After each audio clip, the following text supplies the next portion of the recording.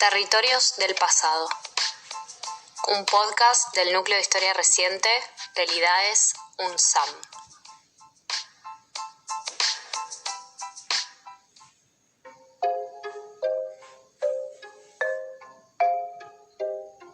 El concepto de terrorismo de Estado surgió entre fines de los años 70 y principios de los años 80 dentro del campo del movimiento de derechos humanos internacional. En medio de la denuncia de los crímenes de la dictadura, el concepto nació en el ámbito de las Madres de Plaza de Mayo, de los organismos de derechos humanos en el país y del activismo humanitario desplegado en el exilio por militantes, víctimas y abogados.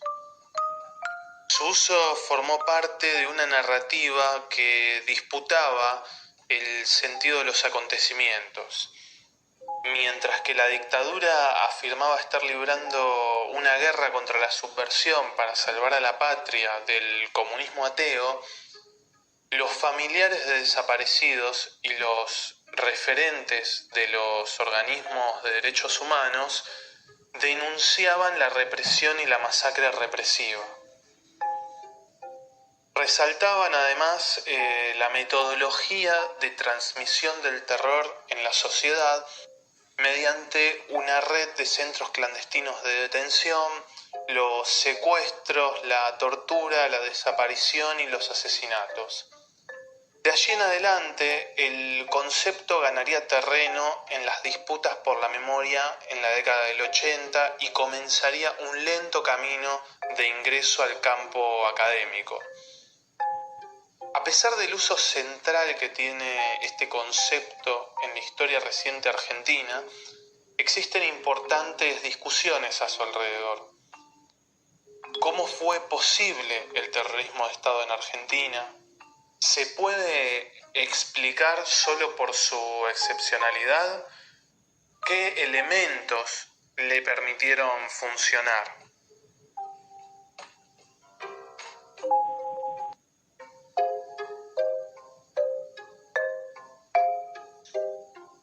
Mi nombre es Esteban Damián Pontoriero, soy doctor en Historia por IDAES UNSAM e investigador del CONICET con sede en IDAES UNSAM.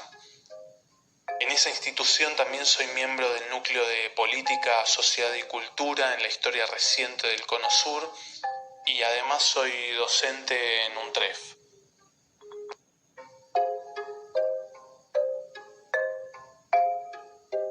El terrorismo de Estado surgió de la intersección entre procesos de mediano y largo plazo con otros de coyuntura.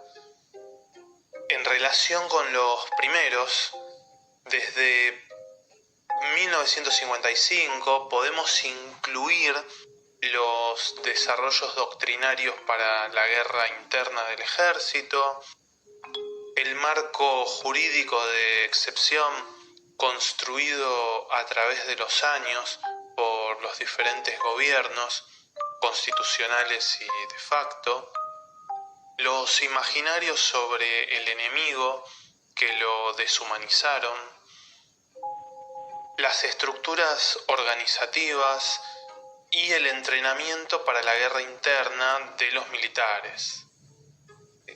Por último, incluiríamos también la práctica represiva de estos años, así como algunas matanzas y asesinatos individuales, como por ejemplo la masacre de Trelew en 1972 o las desapariciones ocurridas durante la Revolución Argentina.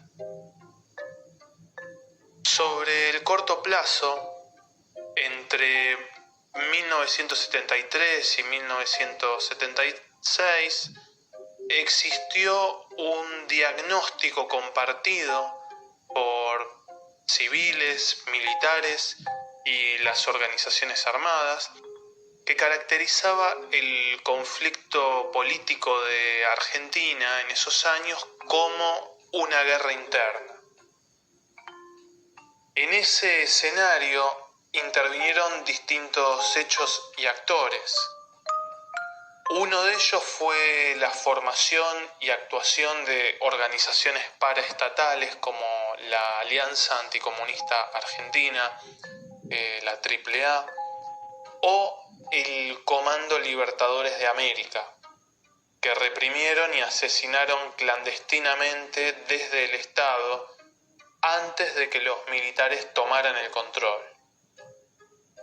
A esto debemos agregar los usos y las apropiaciones que los miembros de las Fuerzas Armadas hicieron en un contexto determinado de los conceptos de las doctrinas antisubversivas francesa y estadounidense.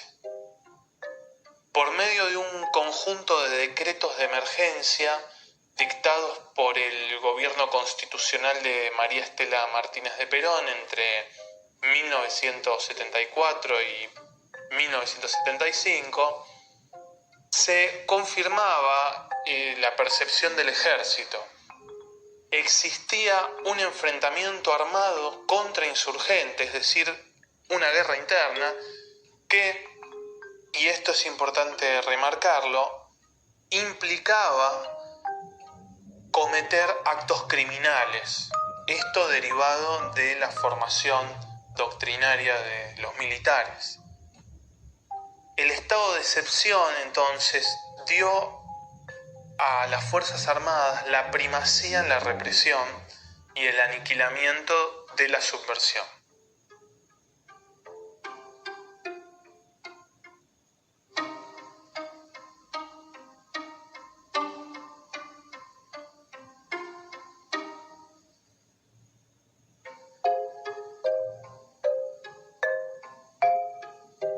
Los especialistas identifican dos momentos claves en la conformación del terrorismo de Estado a partir de 1975. El primero de ellos fue el llamado Operativo Independencia, ejecutado por el ejército en Tucumán desde febrero con el aval legal de un decreto secreto. El objetivo era lograr la derrota y destrucción del foco guerrillero que desde algunos meses atrás había instalado en la zona rural de la provincia el Ejército Revolucionario del Pueblo, una organización político-militar marxista. En el operativo se implementaron un conjunto de prácticas ilegales como, por ejemplo, secuestros, ejecuciones sumarias, torturas en espacios clandestinos de encierro y desaparición de cadáveres. A partir de octubre, luego del ataque de la organización armada peronista Montoneros a una unidad militar en la provincia de Formosa, el gobierno extendió a todo el país el accionar del ejército. El otro momento decisivo fue una reunión realizada en septiembre de 1975 para discutir cómo eliminar a las organizaciones armadas, en la que participaron las autoridades máximas de las tres Fuerzas Armadas, junto al presidente interino Italo Luder. Allí se acordó una estrategia de operaciones clandestinas. El plan se basaba en el despliegue por todo el territorio nacional de las Fuerzas Armadas y las Fuerzas de Seguridad bajo el mando de las primeras, con el objetivo de encontrar y aniquilar al enemigo. Con un grado elevado de libertad de acción propio de la ejecución descentralizada, los llamados errores y excesos podían multiplicarse, aunque se prometía eliminar al llamado terrorismo en un año y medio. El año 1975 y su contexto brindan una parte crucial de la explicación de las condiciones de posibilidad de la masacre represiva, aunque los factores condensados en aquel año poseen una trayectoria que es más antigua. La construcción de un estado de excepción y el desarrollo de un marco doctrinario contrainsurgente, es decir, para la guerra interna, fueron elementos centrales en el desarrollo del terrorismo de Estado. La lógica que se impuso a partir de ese proceso, con un pronunciado aceleramiento en los años de 1973 a 1976, creó una situación compleja respecto al marco legal vigente y los límites de la actuación castrense.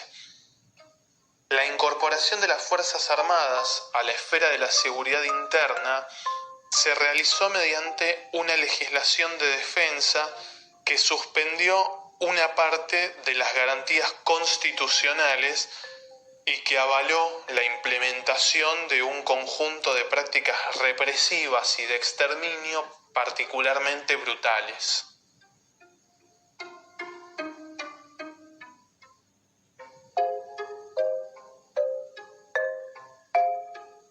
¿Qué fue entonces el terrorismo de Estado?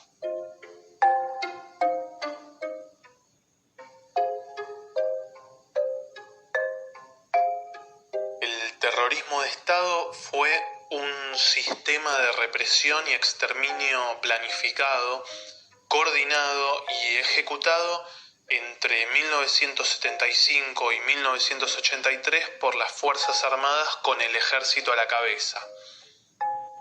Se basó en un entramado de prácticas ilegales dirigido contra obreros, estudiantes, clase media urbana, militantes de organizaciones político-militares, sindicalistas y religiosos, y todo aquel que expresara algún tipo de disenso político.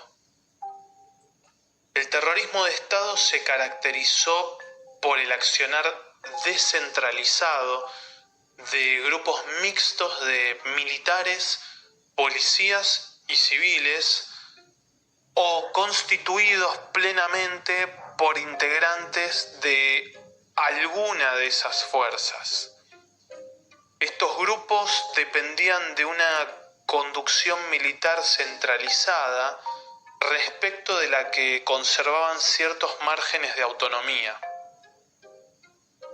Los llamados grupos de tareas se encargaban de secuestrar, recluir a los prisioneros en una red de centros de detención clandestina, torturar, asesinar y hacer desaparecer los cadáveres de sus víctimas.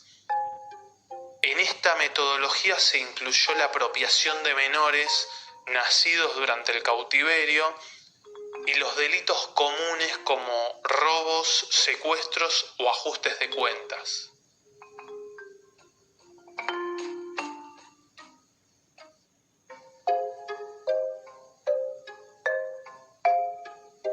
Como concepto y como experiencia, el terrorismo de Estado tensiona las divisiones polares entre democracia y dictadura, seguridad y defensa, o civiles y militares, debido a que no alcanzan a dar cuenta de su complejidad. El terrorismo de Estado no es solo un sinónimo de clandestinidad, debido a que una de las condiciones de posibilidad también fue su cara legal y pública, que mantuvo sus vasos comunicantes con la faceta clandestina. Hoy sabemos que existieron importantes cruces entre lo público y lo clandestino. Por ejemplo, cuando varios centros de detención ilegal fueron montados en hospitales o escuelas militares que conservaban su actividad habitual. Esto nos obliga a revisar los alcances del concepto de terrorismo de Estado y a considerar que los pares dicotómicos, y agrego también los de estatalidad y paraestatalidad o acción pública y acción clandestina pueden perder su operatividad en la comprensión de la represión y el exterminio que vivimos.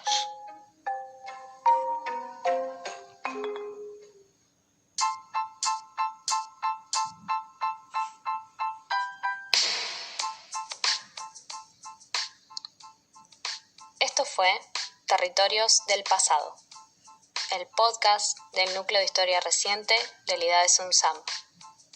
Si querés comunicarte con nosotros, podés escribirnos a nucleodehistoriareciente@gmail.com o buscarnos en Facebook en Núcleo de Historia Reciente IDAES UNSAM.